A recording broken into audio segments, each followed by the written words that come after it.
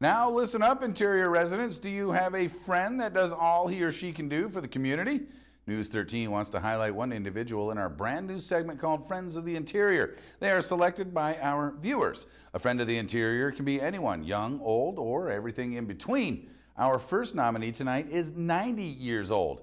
He donates his time at the Fairbanks Food Bank and cleans trash from our highways. Meet one of Fairbanks' finest in the first News 13 Friends of the Interior profile. Meet Glenn Hackney, or Glenn Hackney. How about more Glenn Hackney? If you haven't guessed it already, Hackney is the poster man of the Fairbanks Food Bank, and for good reason. He was there since the Fairbanks Food Bank began 33 years ago, and he is still volunteering there. Something to do, keeps you busy. I happen to have a very strong ethic about wasting things.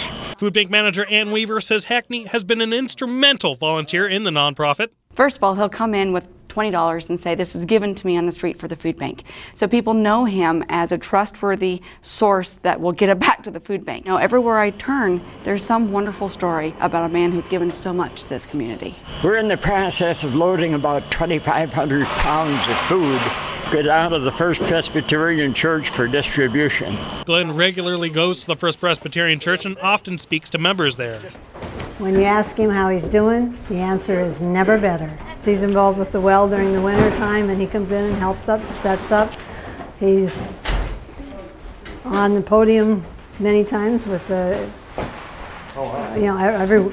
whenever we need him. This is a church that my wife and I started going to in 1962, and it was just a great bunch of people. And Hackney isn't finished with his duties yet. There's a little spot over on Airport Way that's got some trash in it that I thought I'd clean up this afternoon. Glenn says he volunteers his time to cleaning the streets out of love for the Golden Heart City.